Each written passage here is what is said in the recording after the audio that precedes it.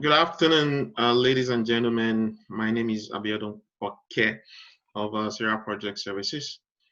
Sierra Project Services is a startup in consulting business process.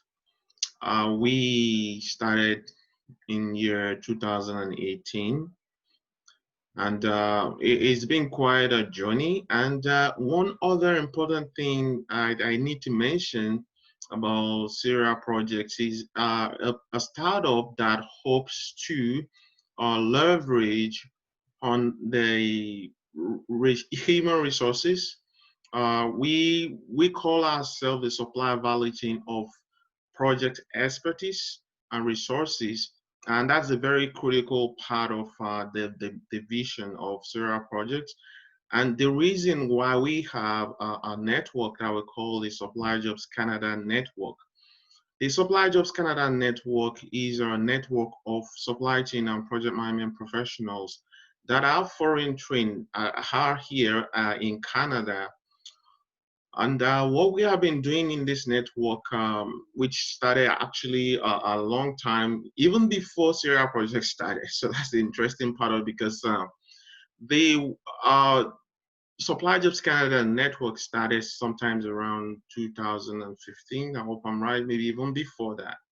And we've been doing one or two other activities out there, but I think this year has been different. We've been having a lot of month activities that are uh, based on each month's theme. We started out in January 2020 with the innovation theme, where we talked about a lot of technology disruptions that are going on, in our industry, and how that is going to impact the supply chain career. And then this month of June, we're looking at mentors. Like, we had a lot of mentors in our group. They've been contributing even before we started creating this as a platform for foreign trained professionals, career development and training. We've had these guys actually help with advices. We've had them even, people just ask questions even on the WhatsApp group, and then they provide answers based on their own experience in the industry. And it's very critical, because you need to have that type of information very handy from people who have actually experienced it. So Solomon has been with us from the beginning. So it will be one of the founding members. Actually, one of the presentation we had in the group was made by Solomon. I remember that was something about transportation when he was working in Right. transportation sector. So it's been quite a journey, and this is one of the things that really helps me fulfills my own purpose as well, because I like the collaboration between all the professionals, always ready to help. Any budding professionals in our group, and it's just also something that is born out of necessity, because I mean, you couldn't get enough help, especially when you're coming newly into Canada and you don't really have any social footprint. So that is a bottom line of all of this. But I'm just going to go ahead and introduce Solomon. So Solomon has over 5 years progressive experience in supply chain, covering public procurement, strategic sourcing, vendor management, project management, logistics, transportation, and warehousing. His experience also spans across academia, where he has contributed to various international journals within operations management and supply chain management in the capacity of contributing author and professional reviewer. Awesome. Solomon holds an MBA with specialization in supply chain management from the University of Sunderland, United Kingdom. Also, he is currently finishing up his MicroMasters in Supply Chain Management. That's at Massachusetts Institute of Technology, MIT. In addition, he is an EPIC Certified Supply Chain Professional, CSCP, Project Management Professional, PMP, a Certified Professional in Supply Chain Management, and an ITIL Professional. That's interesting. Solomon has been an active APIX member since 2017. He currently works with the Provincial Health Service Authority, where he manages procurement and contracts on medical goods and services on behalf of BC health authorities.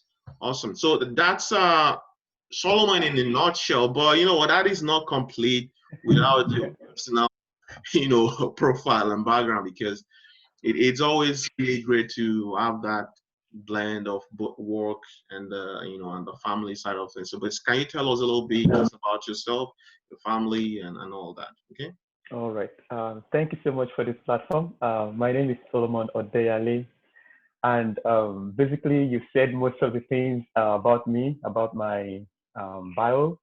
I just wanted to add that I actually moved into Canada in 2016 as an immigrant, and I had my MD in supply chain management before moving in, and I actually wanted to focus on supply chain, though I had many opportunities to divert into other fields, but I had a passion for supply chain right from time. Also, I have an engineering background. I had my bachelor's in mechanical engineering, Okay. but just because I had passion for supply chain, something relating to engineering management. So that's what took me into going to supply chain management. And I furthered my degree by going for an MBA in supply chain management. So that's pretty much it. Currently, I'm rounding up my SCMP because I got some exemptions. So I'm rounding up my SCMP, and I'm also looking to get some other certifications also in public procurement. Right. So with my bio plus the little I've said right now, it's pretty much Solomon. Yeah, thank you. Thanks. You're welcome. Can you tell briefly about family? I mean, what is Yeah, going on? okay. So I'm married, and I've got a daughter, and I'm expecting also. Oh, awesome, So, awesome, yeah, awesome. so I'm married. I've got a daughter. She's gonna be 3 in December. So and Okay, I'm expecting, yeah, also. So that's it. So that's pretty much about family.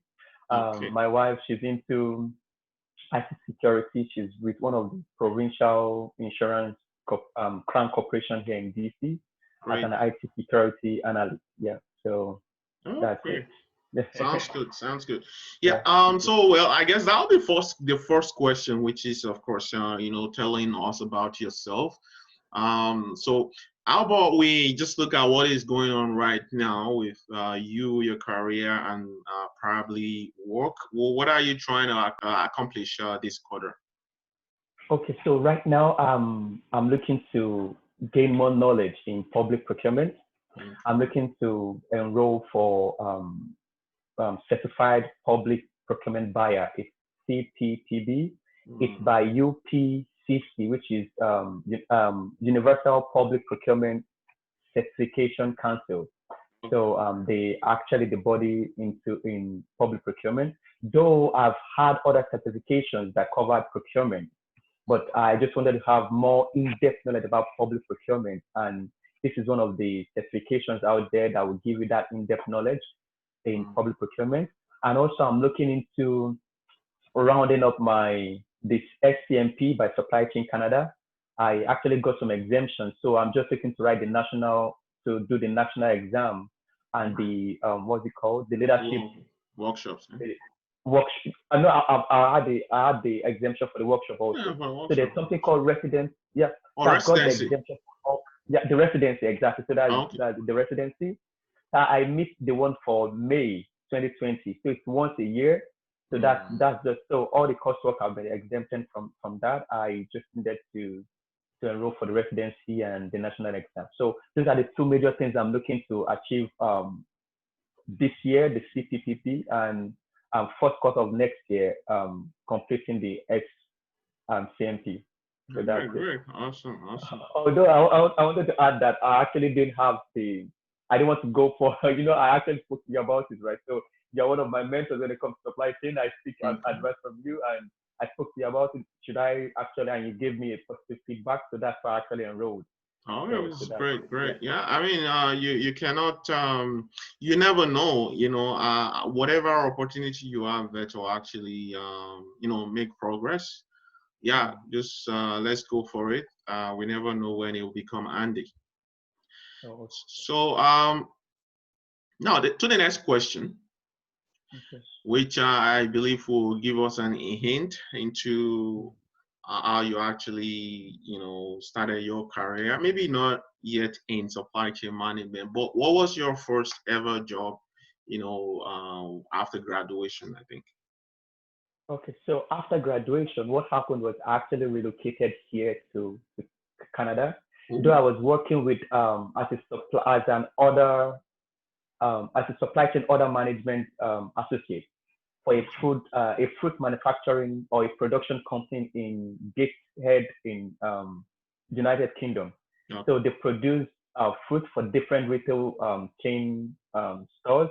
So what they do is they bring out fruit, they process it, and they add different fruits together, right? So like when you go to Walmart, when you see pineapple, apples, so that's what they actually do. So I was into order management. I receive orders from all these top retail chains, and I ensure that the production team actually produce the quantity they need per each specification. So I'm also into ensuring that the product meets the compliancy or it's compliant with the with quality and also the weight.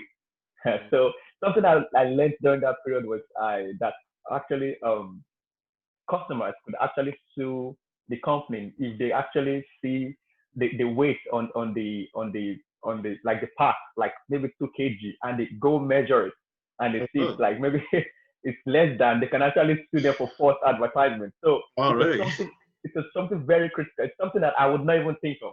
Like I just Oh, take yeah. whatever is in that inside, I just like just eat it, right? But some people go ahead to see is it Measuring exactly exactly the so weight. actually so they've actually had an issue before in the past that the company got sued for false advertisement just because the weight was I think um some Ounces. kg or some just some little measurements apart, right? So the compliance was something that I also was in Okay, charge of, okay. measuring, getting the orders, ensuring that the products are being ordered according to specification, and also ensuring the compliance, ensuring that the products are being shipped to these top The right retail location. chain stores.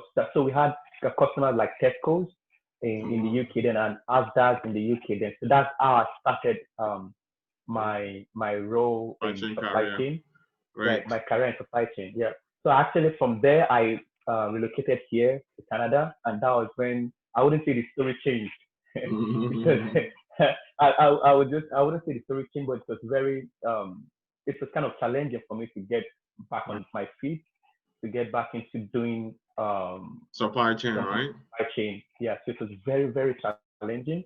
Though I had some interviews, then my resume was okay, but I think one of the things you mentioned prior to this time was the trust Barriers. component, right? So they actually, though you hear them saying, "Oh, we actually like you. We know you are fit for the job," but you don't get to hear anything back from them, right? So the Yeah. trust was actually, can you actually do this? Yes, you know you have this on your resume, but no one was willing to give you the try to be able Prove to yourself. bring you your best or yeah or show yourself. So it's very challenging for me, and one of the things I did was I didn't relent. I was networking as much as I could. I'm sure we got connected in 2016 or 2017 thereabouts. So I was networking. I was asking questions. I was looking at LinkedIn to see those that are immigrants like me, how they got um, A break. like how they got the break, how they were up on their feet in their career and things like that. So I didn't relent. I was going for interviews. I was getting the good news or whatever news it could be, but it was always motivating me, right? So Yeah. and so I actually I applied for a job then in Hudson's Bay. That wasn't even supply chain because I was like, okay, I think Hudson I'm yeah, Bay. yeah, Hudson Bay, yeah, yeah. So I said I think I'm tired of trying to look for supply chain. Let me get Oh, something doing yeah. to feed family, right? But I wouldn't say I would say I was lucky because what happened was the HR saw my resume and was like, why would someone with supply chain experience apply for this job? I think it's something about maybe store something very not even relating to supply chain. Basic, It's right? yeah. just for me to see, according to the operations manager, that was the person I was reporting to, they said she forwarded her the email and said this person is a very good person to be among the supply chain team. So that was how he called me. So I think one of the good things was I didn't downplay my resume, because I had people saying downplay your resume, just get a job. Once you get the job, then you can move. But I didn't downplay my resume, and I applied for the job with the resume I had. There was nothing I could add extra. It was all I was doing. So with that glimpse of luck, or I'll say favor, someone picked up the resume and said, "Oh, this is a supply chain person. Let us put him in the role that fits his resume," right? So I got called by the operations manager and said, "Oh, though we didn't have a role, but this person said you are okay to work in supply chain." So I actually started with Hudson's Bay then in Edmonton as a stock and a supply chain associate. So what we actually do is to look at the stores, whatever customers buy, we replenish. Order from our warehouse in Toronto. If they don't have the order from customers, receive, we stock the floors and things like that. So that was how I began my supply chain journey. Though it wasn't on the same level as my education, but I didn't give up. I gave in my best for the role. That's interesting. but I'll tell you one of my own experience that is kind of similar to what you just said now. Right. So I was giving my best, and the operations manager kept on coming to me and like, okay, this is what is happening. Is there anything we should do about it? So I was talking based on my own experience. So the role was not even something that I was to be given advice, but like advising the team or the operations manager. But somehow I was just giving it my best. So they felt, okay, let me keep asking you if there's something to do. So that was how I was able to get my feet into supply chain in Edmonton. So, but peradventure, my wife finished education then in Edmonton, and she got a job in Halifax. So we had to relocate. To Halifax? To Halifax, Nova Scotia, yeah. So when we got there, the journey started all over again. Wow. Right?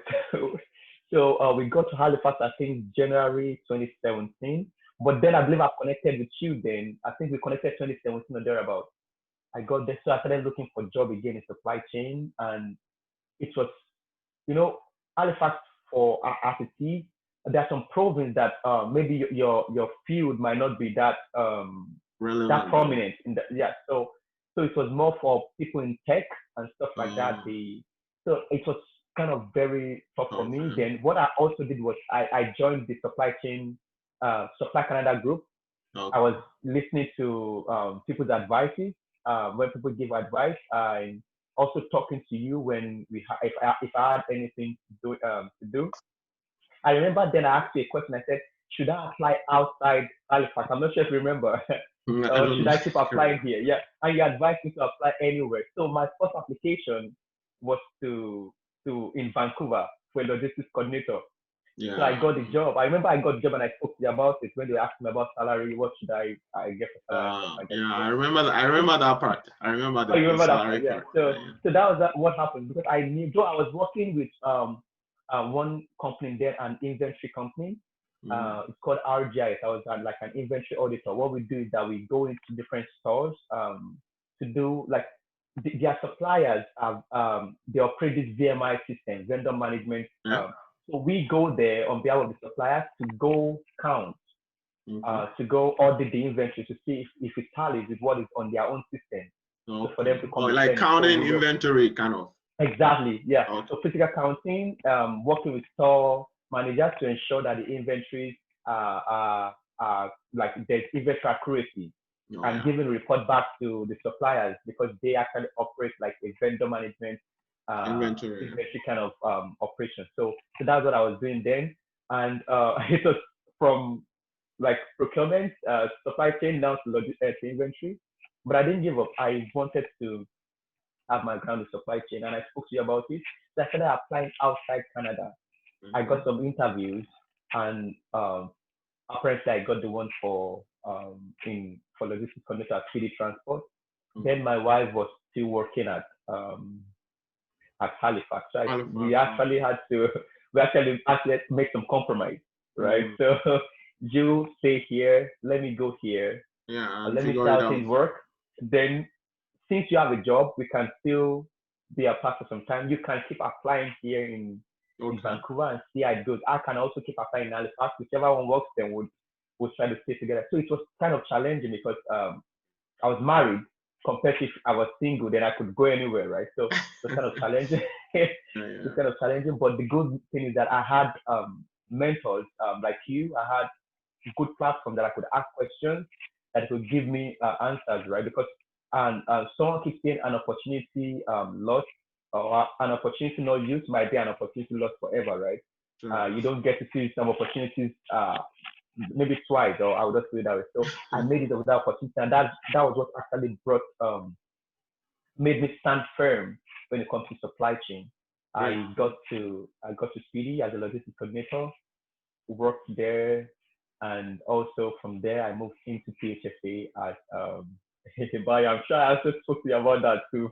Yeah, Yeah, yeah. so that's It's it. interesting. I Yeah. mean, just take a look. If you take a look at that journey, you realize that, it's not like it would not happen, but it's just Hmm. sometimes the anxiety that when is it gonna happen, or like, oh, am I never even gonna, practice again, in supply chain? Right. Because a lot of people go through all those type of challenges. Even when I came in, like I said, I was gonna say something that is similar to what you said there. I was actually Mm. replenishing shelves at Home Depot. That was Oh. like my very first job that was close to Oh. supply chain. Not even supply chain, it was like close to supply chain before I actually got a procurement coordinator role at Manitoba Housing. So yeah, it is interesting how you just move from one state. It is challenging too, Mm. and I think those challenges actually prepare us for the next challenge, Yeah. such that we're kind of built to overcome these things. And then as we continue to have that faith, we eventually, become, yeah, which is very interesting. I like to hear that part of the journey for almost everyone. It's really an interesting thing to see that it encourages those who are just starting out on that journey to know that, look, it is going to be challenging, but the thing is this: the control you have is to never give up. The moment you Right. do that, and You're that's done. it. you And know also the good thing also is to make sure you have someone that it's, no man is an island, right? So you have someone that the mentorship program you yeah, are yeah. also talking about. You have someone that you can talk to that has gone through all this. Because at the time, people started telling me that here in Canada, it's engineering that is the hot cake. So go back to engineering, start going to do idea I Africa and stuff know. like that. So I said, no, like I've left engineering. This is what I want to do, right? So people will keep giving you advice. Drop this thing. This is what it's selling right now. But you actually need people to motivate you, to inspire you, right? And Exactly. I actually got that from the supply chain, supply jobs. SupplyJobs So Canada Group. yeah, Hmm? yeah, yeah, yeah. Great, great. Yeah, let's move to another, but I really appreciate that you kind of, broke it down from step to step so people Yeah. know that it didn't just happen like, all of a sudden. No, there's a process, and Yeah. really seeing that process, that no, this person didn't just happen, come to Canada and just happen to, get that fantastic job. There's a process to it. And people who are coming in need to know that, need to have that process mindset. Like it's not something that just happened overnight. So I really appreciate you sharing that process as it is. So here is another question here. Um, how do you make yourself happy in your current role in the industry? Sometimes I think the background to this question really is that sometimes I know that it could really be challenging. Even okay, now you are looking for a supply chain role. Now you got it, and then after getting it, you see that the pressure is huge. Like everybody's kind of depending on you to get things done, and if anything happens and like there's an issue somewhere, yeah, well, it falls back on you. So how do you, given all of this, how do you make yourself happy? How do you stay balanced? Basically. Okay. So I would start by saying that number one, passion. I love supply chain. Number Okay, one, great. passion, and number two is also networking being a part of it, like a supply chain group, when things happen, you'll be able to like talk to people, seek advice from people. I remember during the COVID time also, Thank you. the WhatsApp group was a very good platform to ask people. We had people asking, "Do you have a supplier for this? Do you have a supplier for Yeah, that?" I Even remember. it was like that. Even at PCC also, we had issues with infrared thermometer, right? I had to come to you. Do you have a supplier? And one Mm. of the suppliers, one of the suppliers was one that we actually used that actually gave us some the rest that we needed. So it's good to have the passion for what you do. I love supply chain. It could be challenging, and also being part of a group. When there's anything, have people to fall back to ask questions. Like I said, no man is an island. And one other thing that inspires me is that I use LinkedIn a lot. No, I look okay. at people's profile, so it motivates me when I see people's profile, what they've achieved. Mm.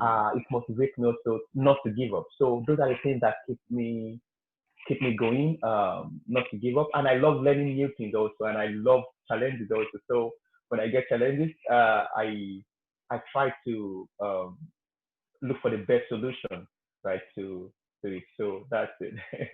Great, great. So yeah. Yeah, that's really a very positive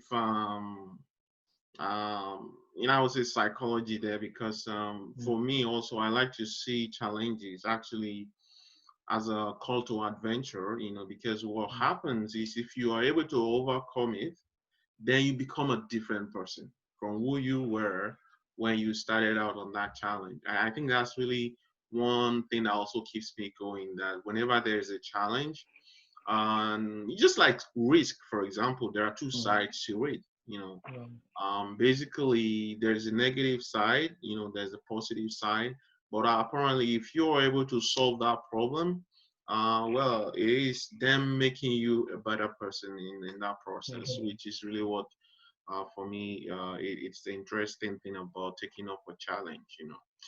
So let's go to the next question. How did I know you already said some of these things, but if you could just kind of give us a summary about how Supply Jobs Canada Network helped you in achieving some of your career goals. Okay, I will start by saying that I actually got to know about Supply Job Canada in 2016 plus 2017. And I believe it was through LinkedIn. We Oh, actually met, and you sent me a link, and I got added, right? So then I was still looking to get a breakthrough in my career in supply chain. I was looking for people with like similar experience, because it's not just about going to LinkedIn. Some people don't understand what you're going through because they've never gone through it before, right? So I was looking for people with similar experience, how they could share their past adventures, and how I could also learn from that, and also be able to motivate myself to get a career breakthrough. And I got that I would say I got that solution from Supply Job Canada, because lots of immigrants that are already professionals in their fields are on that platform. And when it came to decision making, that sometimes that the decision could be simple, and you think, okay, let me just make the decision based on my own, like what I understand, right? So, but it could be you might need like a second view yeah. of that scenario to be able to make a good decision. Because I remember coming to you most times, even when I got job offers, right, or interviews, and this is what is happening. What can I do differently? This is what I know. What can I do differently? And all those times, the advice I got from the platform, the advice I got from you, actually helped me to get to where I am right now. Because I remember the logistic role I got, I spoke to you about it, and the decision to leave Halifax to go for that role was something that was something I actually got, or I would say discovered after we spoke, right? So, and also even when I wanted to leave logistics to procurement, the same thing also. So there's sometimes you might be faced with some decision whereby you think, okay, let me just go this way, but you might need some other professionals, right, to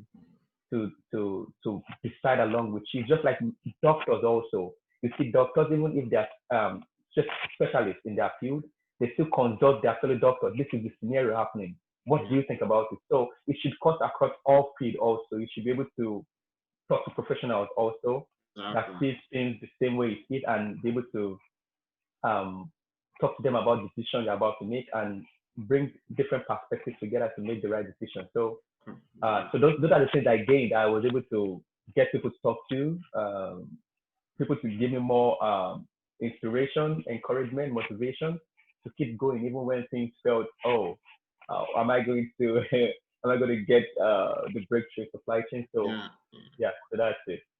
Yeah, thanks for providing that background information about how you joined the SupplyJobs Canada Network.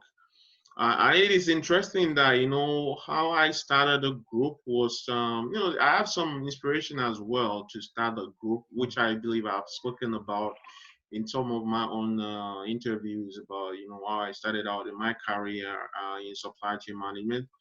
What I saw when I started supply chain management was that really there were no people who were willing and ready to provide information that could help people who are just starting out in their career.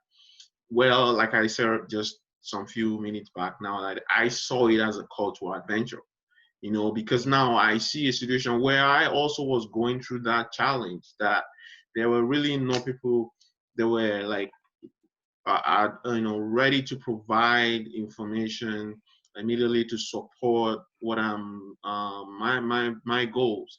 So I saw that gap, and I immediately just kind of took that opportunity to start helping people who need information about supply chain management, which is started back in Nigeria actually, and then I continued that also here in Canada. And you know what? I would say the SupplyJobs Canada Network is not really about me. It's just about all of you guys, who are contributing. And I see it as something that it helps us to create a community. I call it a tribe. Basically, is what it is. It is a tribe where when you come into that tribe, you are not only looking out for yourself, you are looking out for others as well, even though you do have your own personal career goal, you also are helping others. So it's a symbiotic thing, going on there. And definitely that is a very central core of what we're doing there. And we hope that going forward, we always keep it like that. It will remain part of a DNA of the SupplyJobs Canada Network and even Syria Project Services. Okay, so let's move on to the next question. I think the next question here is, I think I'm gonna skip this because you already mentioned something similar. You did tell us how you broke into the supply chain management career, which you kind of went into the details starting out. But is there anything, just so that the sake of the people who are watching, is there anything specifically that you did? I know you mentioned a lot of things. You mentioned basically joining a group of other professionals who are already ahead on the journey. Any other thing that you could remember that you did differently that helped you to break into a career in supply chain management? Okay, I would also add that I had to invest in certification. Okay. When I got here, I got to know that there are different, maybe like 4 to 5 different certifications in supply chain, and each of those certifications, though they cover similar scope for different organizations, different fees, and different job, I would say maybe job market or people looking for that certification. So I actually looked for the cheapest. I started with ethics, the CSCP. That was the cheapest then, and I went for the certification, and it actually helped me in getting knowledge about supply chain in North America.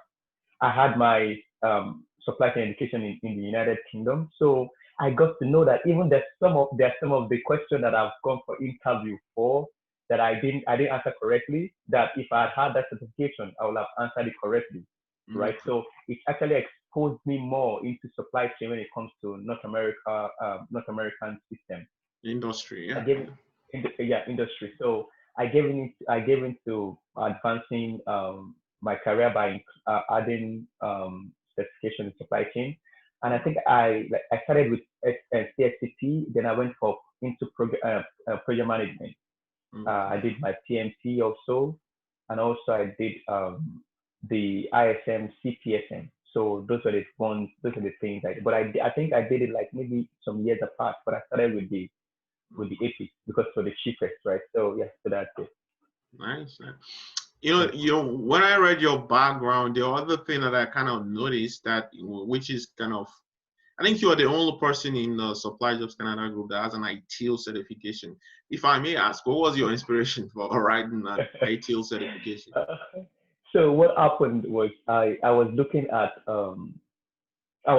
supply chain as more like a project, right? So I was looking to going into like the project after the supply chain. Okay.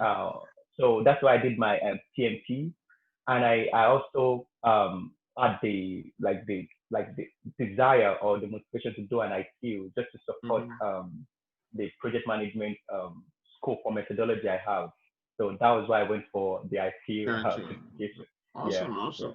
Yeah, so it's actually helping. It's actually helping right now as I'm here to say, because we actually do what they call tier kind of escalation, in the sense that when a request comes from an end user, it gets to tier one, which is So from tier one, if it can be solved, we get escalated to tier two, and that is similar to something about ITIL also when it comes to the knowledge area of ITIL. So yeah, so it helps. That's interesting.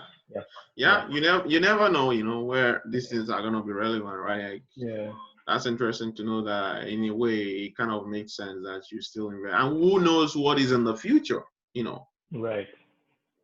Who knows, tomorrow it might be something in information technology services as a procurement person, either as a project or even the operation side of things, or managing maybe the service aspects of IT procurement. Who knows? So yeah, it is interesting to see that all of this kind of connects together. And this is one thing I really love about supply chain management. It is just like, I call it the holy grail of the industry, because it connects with everything you can ever imagine. Yeah, everything. Yeah. And I think the COVID, I think the COVID situation also revealed that, right? The essence of supply chain in every industry. Yeah. Yeah. So I think the next one, it's about if you did not, you talk about your passion for supply chain management, and then good enough, you're working in supply chain management now, awesome. But if you were not working in supply chain management, and say you did not have the passion for supply chain management, what would have been your career? Okay, I would say like I had my background in mechanical engineering. Okay. So I would say engineering or lecturing. Oh, one thing I didn't add was I actually had when I came here, when I was kind of getting tired of looking for a job in supply chain. I actually got a PhD at I think industrial management in University of Regina. So I got the offer to come be a PhD. Oh, yeah. So but I got the offer, but I didn't actually go with that, right? So, okay. That would have been cool though. That would have been cool, yeah. So in industrial management. No, it's not actually industrial management. I think it's industrial systems and management, something like that. Industrial systems management. Which is not really far off from what supply chain management is, right? Yeah. That's interesting. Yeah. Okay. So I didn't actually go through with that. So if not supply chain, it will have been lecturing or Interesting. Yeah. You never know. So let's look at this other question here. I think this now we're now going to something that has to do with leadership. So what is the most important leadership lesson or values that you've learned over time as you've worked now in supply chain for some time? So leadership, it doesn't mean that you have to have a title, like a leadership title. What leadership lessons have you learned over your career, and how has it proven to be invaluable to your progress so far?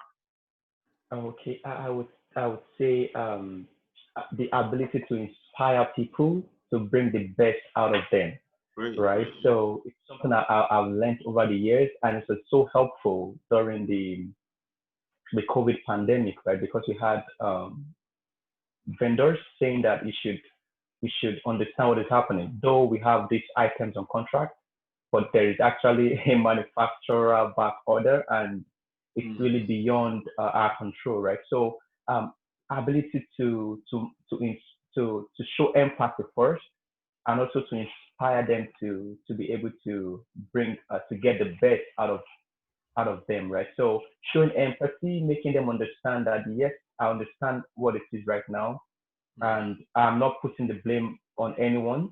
I just want us to work together to be able to solve the situation Mm. on hand, right? So empathy is something that I've learned that is very Mm. that has really helped me in my career and also helps with relationship building.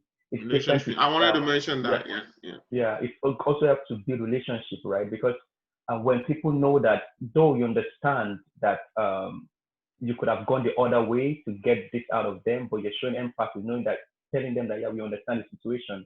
We just want to work with you. We are not putting blames on Mm. anyone. We know what is going out there. We just want to work with you. What is the best thing we could do to ensure that we all have a win-win situation? Yeah, So yeah. empathy is something that I've learned over the years, and it Mm. actually helped me in during the whole situation, right? So yeah, to get Interesting. Yeah. supply chain, yeah, to get supplies of medical products and services going on, even while some vendors are kind of doing like a gaming system, right? Like allocate called allocation, right? Yeah. But because of the empathy, because of the relationship building, you are able let them understand what the scenario here is and how you are willing to work with them to also ensure that everything gets mitigated and everyone gets the win-win. Mm. And That's also interesting.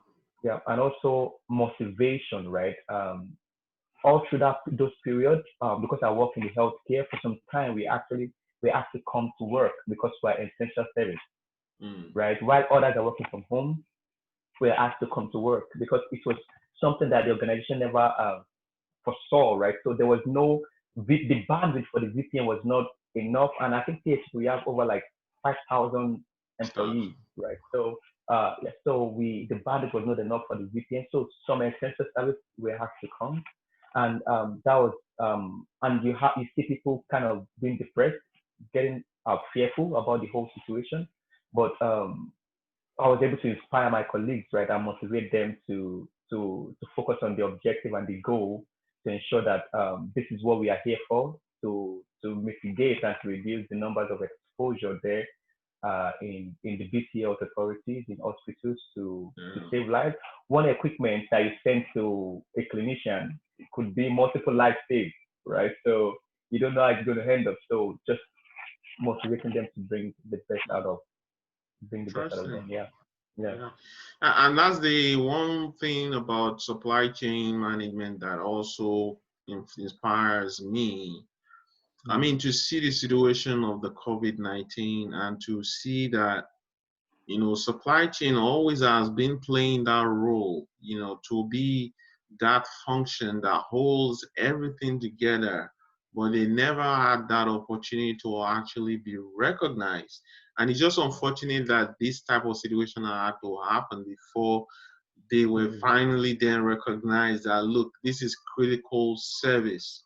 Mm-hmm. Well, what it means that, because they used to say one word, they say, if it is not broken, don't fix it, right? So I Mm-hmm. see a situation where supply chain management folks, professionals have been making everything happen smoothly now until something got broken. That was the time people now realize that, look, something is wrong here. And it's always been the way for supply chain management professionals that they are never recognized for the great work that they are doing. Every time, every day, they are under a lot of pressure from almost every function that they are relating with.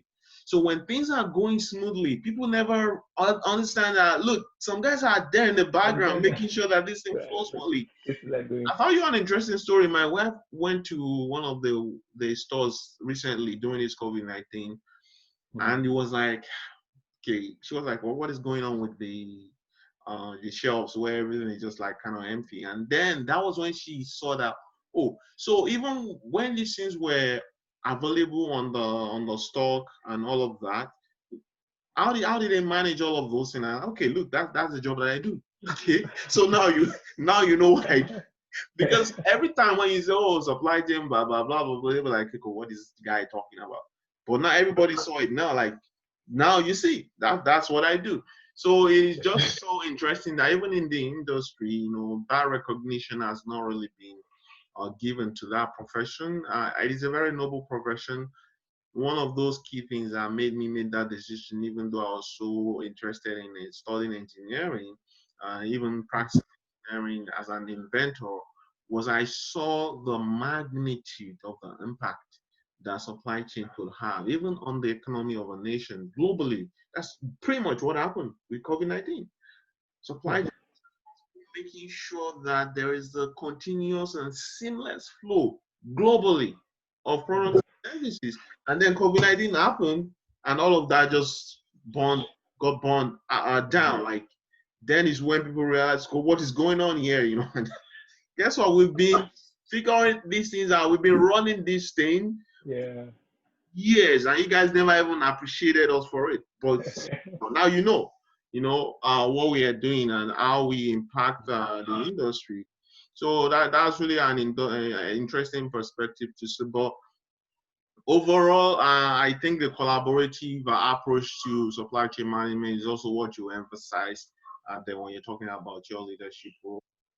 Yeah, definitely. It's not about the contract that we sign on the paper sometimes. It's about that relationship. We need to work, and that's very, very, very critical for any supply chain supplier buyer relationship for sure. So here is one that I thought might also interest you. What are two supply chain procurement initiatives or projects that you are proud of to have, maybe being a part of the team or you've managed in your own career, and why are you choosing these two initiatives? Okay. The first I would say is sustainable procurement for medical goods and equipment in BC Health Authority, and I led one of the procurement initiatives, Right. and it's for six basin, SITZ, then basin, right? So the objective was to eliminate waste, Okay. and also to reduce to be able to cultivate like a green procurement habit for the health authority. Oh. So we actually got we got a complaint, I'll put it that way, from one of the clinicians in BC Children's and Women's Hospital. And because they when they buy this six basin, it comes with gradient bags, like plastic bags and tubing. And so what they do is they just take out the tubing, take out the plastic bag, and they only use the product. Okay. So they use a lot of it, and the plastic bags became like Nuisance, yeah. like a waste, right? So they keep throwing out the plastic bags, and so they actually submitted it to my department as a product concern. Okay. So I was assigned the project, but when I looked into it, it was actually not a product concern. When the product concern comes, it's like maybe there was a defect to the product, right? So we work with the vendors to be able to know the root cause of the defect and also to prevent future occurrence. But this wasn't the product concern. So I asked to talk to the end user, and she actually told me exactly what happened. And so I said, okay, I'm going to look into getting different vendors that could supply stick basin without gradient bags and tubes, right? So which I did, but apparently it's actually from the manufacturers that way. So even though, so I got to know that when it comes to possibly it could be all products, right?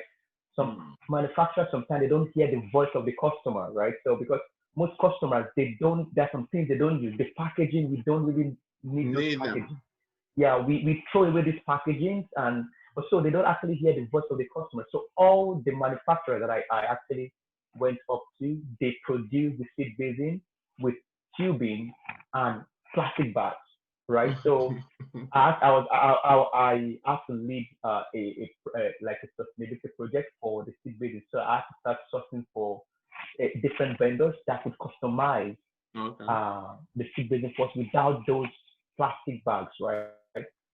So I spoke to what some of the vendors. Some outrightly said no because they were looking at the cost of manufacturing, going getting a new product line, and the advantage to it, right? But I was able to, like I said, the relationship building. I was able to talk to one of our top manufacturers and distributors here in Canada, and they were willing to customize for us, right? This seed basin without the gradient bags and the tubing, and they asked for 100% usage of all the health authorities. So that was when the project started. I had to get stakeholders. I had to get them to agree.